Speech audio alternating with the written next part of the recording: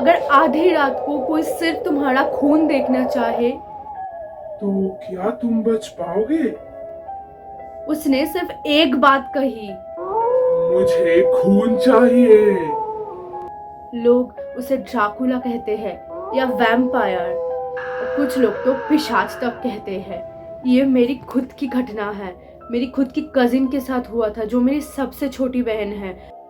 ये कहानी एक रियल इंसिडेंट पे है। ये वैम्पायर यानी कि पिशाच की कहानी है, जो मेरी खुद की बहन, मेरी कजिन के साथ हुआ था, और ये मैंने अपने आंखों से देखा है। So I can confirm this is 100% true.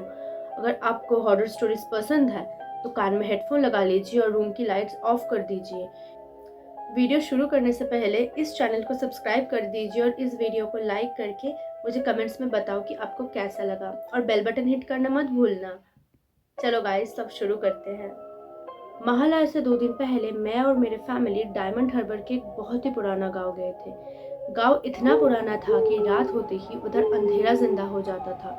ना कोई स्ट्रीट लाइट, ना कोई आसपास की आवाज, सिर्फ हवा की चीख और पेड़ों की सरसराहट। हम 4 लोग एक ही गाड़ी में गए थे, और हम लोगों के साथ गया था हमारा छोटा सा 3.5 साल का कजिन, जो इतनी मासूम थी और हमेशा हंसती रहती थी। गाड़ी रोकने के बाद किसी ने ध्यान नहीं दिया कि गाड़ी के पीछे ही एक बहुत ही पुराना शमशान था, और गाड़ी के ऊपर झुककर खड़ा था एक इतना बड़ा बरगद का पेड़ कि उसकी लटकती हुई झाड़ों को देखकर लग रहा था जैसे अंधेरे में 100 लोग उल्टे लटक रहे हैं। जब हवा चलती थी तो झाड़ी हिलती नहीं थी, बल्कि ऐसा लगता था जैसे धीरे धीरे हमारी तरफ बढ़ रही हो। उस वक्त हम हंस रहे थे। हमें नहीं पता था कि कोई हमें भी देख रहे हो। हम लोग तो मूर्ति लेकर घर आ गए। तब सब कुछ नॉर्मल था, लेकिन अगली सुबह से जो शुरू हुआ वो कुछ नॉर्मल नहीं था। मेरी छोटी कजिन ने बस आंख खोलते ही उल्टी करना शुरू कर दिया। पानी पिया, बिस्कुट खाया, सब में उल्टी। इनफैक्ट कि उसको जो दवा दिया गया उसके बाद भी वो उल्टी कर दी। उसका पेट में कुछ नहीं रह रहा था। फिर डॉक्टर आया, उसको इंजेक्शन दिया, लेकिन कुछ फर्क नहीं पड़ा। सारा दिन वो बस घर के एक कोने में जाकर ऐसे माथा नीचे करके बैठी रहती थी। उसकी आंखों में एक अजीब सी काली नजर थी, जैसे वो हमें देख ही नहीं रही हो, वो किसी और को देख रही हो। और हम सब तब बैठकर ड्राइंग रूम पे बात कर रहे थे। सारी खिड़कियां और डोर्स बंद थी। मेरी कजिन ने अचानक इतनी जोर से चिल्लाई कि हम सब उछल पड़े। बहादुर, बहादुर। वो बार बार खिड़की की तरफ उंगली दिखा रही थी। हमने पीछे मुड़कर देखा। खिड़की के बाहर कुछ भी नहीं था, लेकिन उसकी आंखें एक ही जगह पर टिकी हुई थी, जैसे कोई चीज खिड़की के बाहर उल्टा लटक कर घूर रही हो। रात से उसका बर्ताव बदलने लगा। कभी वो बिना वजह हंसने लगती, कभी एक कोने में बैठकर हवा से बातें करती, कभी अचानक बोलती। वो मुझे बुला रहा है।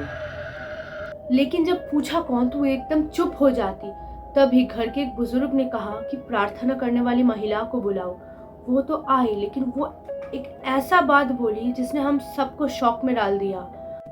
बच्ची को अकेला मत छोड़ना और इसके शरीर से खून बिल्कुल मत निकलने देना। ये सुनकर सब और डर गए, लेकिन खौफ अभी कुछ शुरू ही नहीं हुआ था। ये तो अभी बाकी था। दोपहर के टाइम में जब सब अपने काम कर रहे थे, मेरे कजिन, वो 3.5 साल की छोटी बच्ची, किचन पे गया, और वहाँ से किसी का आवाज़ तक नहीं आई। 2 मिनट बाद उसकी बड़ी बहन ने देखा कि वो खिड़की के पास खड़ी है।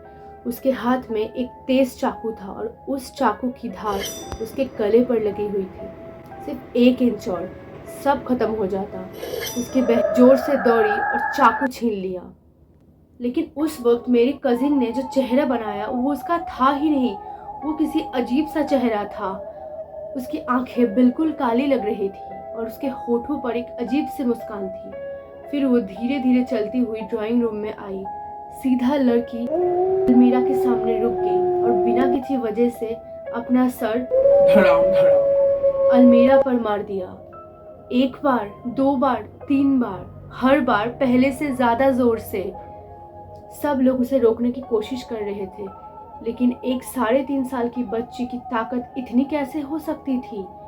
उस वक्त तो लग रहा था जैसे कोई उसके शरीर को चला रही है। जब वो महिला घर पहुंची, मेरी कजिन उसके तरफ देख भी नहीं रही थी। वो गुस्से में दांत पीस रही थी। महिला ने प्रार्थना शुरू की। कमरे का माहौल अचानक ठंडा हो गया। खिड़कियां बंद थी और पर्दे भी हिलने लगे, लेकिन एक अजीब सी बदबू पूरे रूम में फैल गया। और तभी मेरी कजिन चिल्लाने लगी, प्लीज मुझे मत जलाओ, नहीं मुझे मत जलाना, मुझे इसका खून चाहिए। ये आवाज उस छोटी बच्ची की नहीं थी। प्रार्थना लगभग आधे घंटे तक चली, फिर अचानक सब कुछ शांत हो गया। मेरे कजिन ने धीरे धीरे अपनी आंखें खोली और वो पहली बार उसकी मम्मी से कही कि मम्मी, मुझे भूख लगी है, मुझे कुछ खाना दो। यही सारा दिन तक चलता रहा। उसने इतना खाना खाया कि वो 3 दिन में भी उतना खाना नहीं खाती। और जो प्रार्थना करने वाली महिला आई थी, वो उस एक बात कही, जब भी इस बच्चे को घर से बाहर ले जाओ, इस पवित्र पानी को उस पर जरूर छिड़कना। मम्मी ने पूछा, आखिर इसके साथ था क्या? महिला कुछ देर तक चुप रही, फिर धीरे से बोली, ये कोई आम साया नहीं था, ये वो साया था जिसे सिर्फ खून चाहिए, वैम्पायर यानी कि पिशाच। लेकिन सबसे डरावनी बात, ये कहानी यहीं पर खत्म नहीं होती। आज भी जब वो छोटी सी बच्ची कहीं पर जाती है तो उसे लगता है जैसे कोई उसके पीछे चल रहा हो। और ये जगह स्पेशली शमशान घाट या फिर कोई पुरानी जगह जहाँ पर बरगद की पेड़ हो या फिर कोई कब्रिस्तान हो। और वो आज भी यही बात कहती है कि वो अभी भी वही खड़ा है और शायद किसी का इंतजार कर रहा है। और मेरी बहन के पास इस इंसिडेंट के बाद से जैसा कोई सिक्स सेंस काम करने लग गया हो। क्योंकि मुझे याद है जब मेरा नाना का डेथ हुआ था तो वो मुझे अचानक बैल्कनी की तरफ से बाहर दिखाई कि देख वहाँ पर नाना खड़ा है। मैं उसको गुस्सा में बोली कि तू पागल हो गई है क्या? बोली कि ठीक है, मेरा बात का यकीन नहीं कर रही है तो देख अभी क्या होता है। और तभी मेरे गली का जो सब कुत्ता है ना, वो उस पर देख कर चिल्लाने लगा। तब मेरे को फील हुआ कि सच में वहाँ पर कोई था। क्योंकि आपको पता है कि जो एनिमल्स होते हैं ना, उसको सिक्स सेंस काम करते वो लोग कुछ गलत नहीं देखते हैं। तब मुझको वो छोटी सी बच्ची, तब वो मेरी गोद पे थी, मेरे को बताई कि अब विश्वास हुआ ना मेरा बात को। तू तो मेरा यकीन नहीं करती। एंड आई वाज लाइक, तब से मैं उसकी बात को बहुत सीरियस लेती हूँ। क्योंकि मुझे पता है कि उस पे जो सिक्स सेंस काम करता है शायद हम लोगों पे नहीं करता है। क्या तुम उस पेड़ के नीचे रात में कभी जाना चाहोगे? अगर आपको ये हॉरर स्टोरी पसंद आई हो तो इस वीडियो को एक लाइक कर दो और चैनल को सब्सक्राइब करके बेल बटन हिट कर दो। और अगर आप लोग चाहते हो कि आप लोगों मेरे साथ कोई हॉरर स्टोरी शेयर करना चाहते हो जो आपके साथ हुआ है या फिर आपके कोई जाने पहचाने हुए के साथ, तो मुझे ज़रूर कमेंट में लिख के भेजो या फिर मेरे इंस्टा या फिर मेरे ईमेल पे भेज सकते हो, जो मैं नीचे टैग कर दूँगी। तो तब तक गाइस, टेक केयर, बाय।